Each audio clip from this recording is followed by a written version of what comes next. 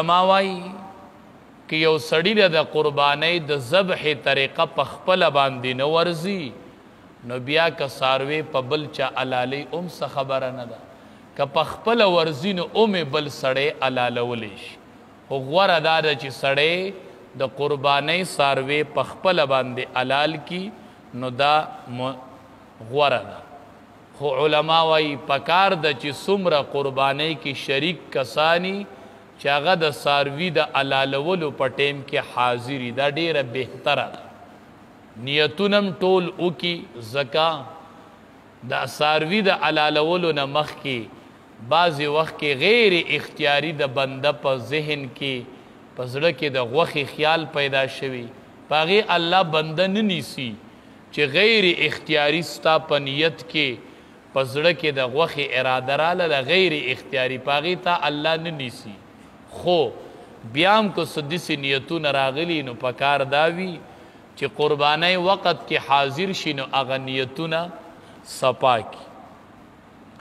بل د ذبح دپاره شرعي طریقه چې ده علما وایي هغه دا ده چې یوه د سا مرۍ وي، یوه د خوراک مرۍ وي او دوه د وینې رګونې ودجان ورته وایي.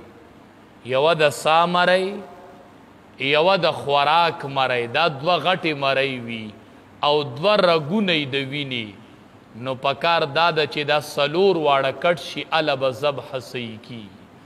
علما وایي که د سا د مرۍ او د خوراک مرۍ کټ شي او د ودجان کې یو رګ کټ شي نو هم قرباني صحیح شوله. خو پکار دا ده چې دې ته خیال کوو دغه دوه مرۍ او دا دوه د وینې رګونه چې دا کټ شي. علما وایي بیا په څاروي باندې هسې چوړکی راښکل او هغه دن د مغز ته رسول او سر ته کټ کول دا مکروه دي. چې دا رګونه کټ شول بس ذبح وشوله، خپله به بیا د دینه وینه بهیږي. او علما وایي چې کم کس علاله کوي بس هغه چې چوړکی راکاږي بسم الله الله اکبر په نوم د الله چې الله ډیر لوی دی، باس دقه دې ووایي او څاروی دې حلال کی. دا دوه مرۍ او دوه رګونه چې کټ کي نو د څاروي حلاله وشوله. او که نورې ورسره ویې که نه ویې بعضې وخت کې هغې وی ټول وایې هله به حلاله ټیک کېږي، نه که نورې ورسره ویې که نه ویې، خو چې کم تن حلاله کوي نو دا به وایي. علما وایي که یېر شول تېنه نو هم حلاله شوې ده. که په یېره د سړي نه د الله نوم پاتې شي د ذبح په ټیم کې نو هم قرباني شوې ده، څه مسله پکې نشته دی. بل علما وایي مستحبه خبره دا ده چې قرباني دې د ورځې حلاله شي، ځکه ټیم یې ګورئ دا 3 ورځې او 2 شپې راځي، نه دا 2 پکې شپې هم په منځ کې راځي، د شپې هم قرباني که چا وکړه نو جایز دي. خو علما وایي مستحبه دا ده چې قرباني چې دی کوي حلالۍ نو مستحبه دا ده چې قرباني دې د ورځې حلاله کړي. که د شپې چا قرباني حلاله کړله نو علما وایي جایز دي، خو سره د کراهت نه. کراهت پکې راځي چې کله قرباني د شپې حلاله شي.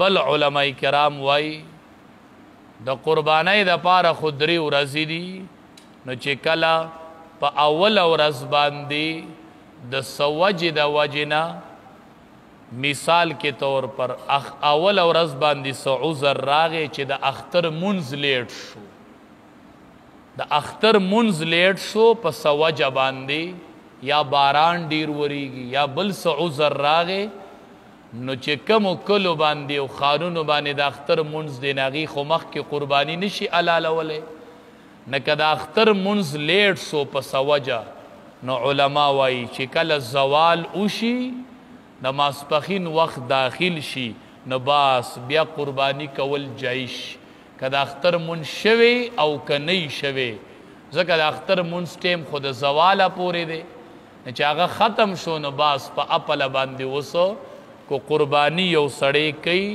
نو هغه بیا کولی شي چې کله د اختر منځ په څه وجه باندې ونه شو. چې کله څاروی حلال کی علماء کرام وایي مستحب خبره دا ده چې دې دا غوښه چې ده د قربانۍ دا د 3 حصو کې تقسیم کی. اوله حصه دی د غوښې د ځان د پاره کی، دویمه دی د فقراو د پاره کی، او دریمه دی د رشتہ دارانو دوستانو لور کی. د قربانۍ څاروي کې ګورې دا خبره جائز ده. علما وایي دوستانو له او رشتہ دارانو لته د هدیې په تور هم لیږلی شي تحفه، ځکه د دې حکم چې دی دا د زکات نه دی چې زکات دی، نو د دې نه دوستانو له او رشتہ دارانو له تحفې او تحایفو کې لیږلی شي.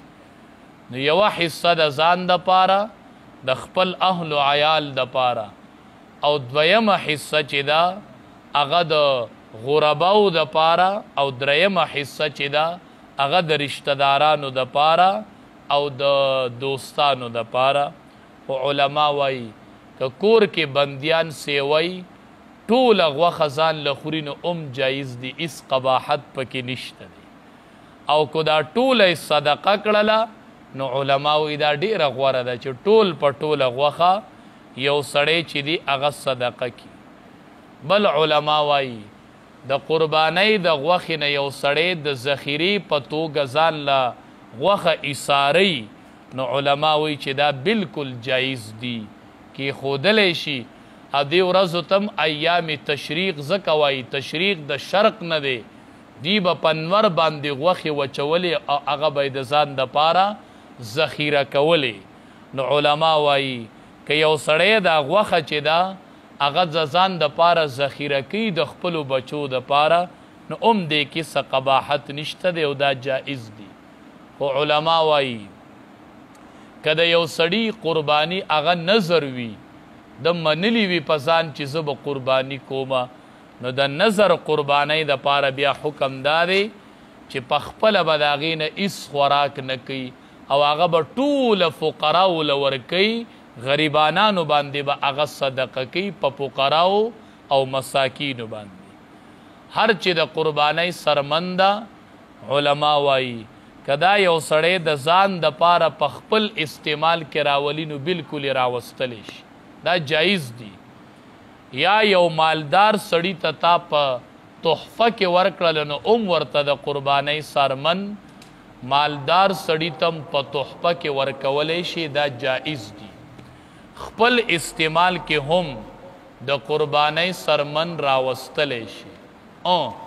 علما وایي چې کله د خرڅ کړله د قربانۍ سرمن بیا حکم بدل شو، نه قیمت په خپل استعمال کې راوستلی شي نه یې مالدار سړي ته ورکولی شي، دا به بیا غرباو ته ورکوي.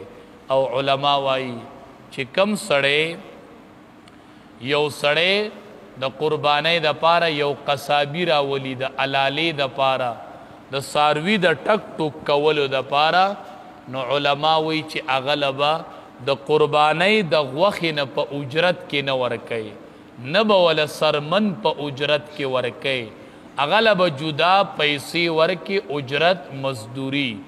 هسې که بیا احسان د قربانۍ د غوښې کوي نو خیر دی، خو د قربانۍ غوښه یا سرمن دا هغه له په اجرت کې نشي